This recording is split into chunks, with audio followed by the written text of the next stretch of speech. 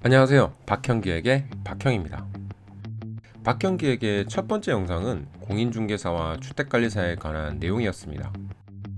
제가 두 자격증을 취득하고 관련 일을 잠깐씩 해보면서 느낀 점과 앞으로의 전망 정도를 다룬 영상이었습니다. 이 영상은 사실 공인중개사나 주택관리사 이야기를 하려던 건 아니었습니다. 둘 다 나쁘지 않은 직업이지만 직업 자체에 대한 이야기보다는 근로소득자와 사업소득자에 대한 부동산 투자 우위에 대한 이야기를 하기 위한 서론쯤이었다고 보시면 됩니다. 그래서 직업에 대한 좋고 나쁨에 대한 댓글은 제가 따로 댓글을 달지 않았습니다. 진작에 다루려고 했던 내용인데 어쩌다 보니 이제야 말씀드리게 되었습니다. 거두절미하고 그래서 오늘 다뤄볼 이야기는 근로소득자와 사업소득자 중 누가 더 주택임대사업에 유리한가에 대한 이야기입니다.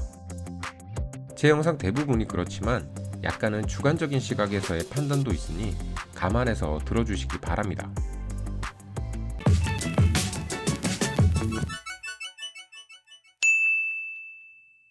소득자를 크게 두 가지로 나누면 근로소득자, 즉 급여를 받는 회사원이 있고 가게 등의 사업을 하며 돈을 버는 사업소득자가 있습니다. 이것이 주택임대사업과 무슨 상관이냐 하시겠지만 상관이 있습니다. 저는 몇 가지 이유로 근로소득자가 주택임대사업에 조금 더 유리하다고 판단을 하고 있습니다. 우선 첫 번째는 세금 문제입니다. 근로소득자인 경우에 주택임대사업으로 버는 수익이 2천만 원이 되지 않는다면 근로소득과 임대수익은 따로 분리를 해서 각각 근로소득세와 종합소득세로 세금이 부과가 됩니다. 만약 임대수익이 2천만 원이 넘거나 사업소득자라면 총소득에 대해서 종합소득세로 세금이 부과가 됩니다. 어떤 차이가 있을까요? 우리나라의 종합소득세는 소득의 증가에 따라 세율이 증가하는 누진세이기 때문에 소득이 클수록 높은 세율이 적용됩니다. 그래서 분리해서 세금이 부과되는 것이 유리한 겁니다. 총소득이 8,800만 원 이하라면 24% 이하로 괜찮다고 생각하실 수 있지만 근로소득세와 분리과세되는 경우 14% 정도의 세율을 적용받으니 그 차이가 무시할 수 없습니다. 두 번째는 건강보험료입니다. 건강보험료는 여러분의 소득, 재산 등에 따라서 산정되고 매달 납부하게 됩니다. 회사를 다니시는 분들은 매달 급여에서 원천 징수되어 빠져나가기 때문에 얼마 정도 나가는지 모르시는 분들도 많습니다. 아무튼 이 건강보험료도 차이가 납니다. 직장인은 연간 소득을 12달로 나눠서 고정된 보험료율을 곱해서 산정이 됩니다.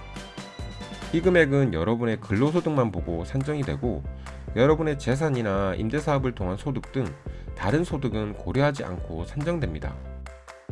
그러니 여러분의 사업이 커지더라도 건강보험료가 늘어날 걱정은 없습니다. 여러분이 근로소득자라면 주택임대사업을 하더라도 건강보험료는 근로소득자 기준으로만 나온다는 겁니다. 사업자는 지역가입자라고 해서 소득이나 재산 등에 따라서 점수를 매기고 그 점수에 따라 건강보험료가 부과됩니다.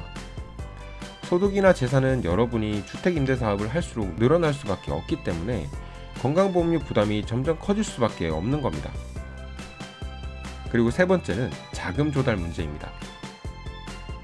주택임대사업을 저자본으로 시작하기 위해서는 대출을 받아야 하고 어느 정도 규모가 될 때까지 전월세 전환이나 추가 투자를 위해서 자본을 투입해야 하는 경우가 있습니다.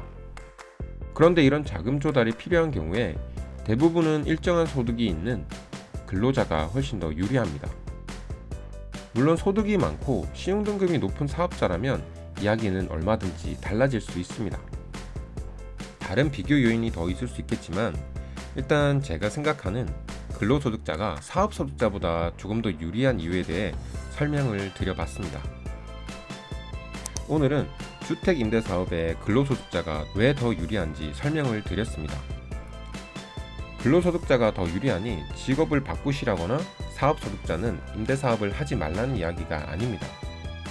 혹시나 직업을 선택하는 상황에 놓였을 때 이런 부분을 고려하시라는 거고 퇴직을 하고 나서도 사대보험이 적용되는 작은 직장이라도 다니시는 게 유리하다는 말씀을 드리고 싶었습니다.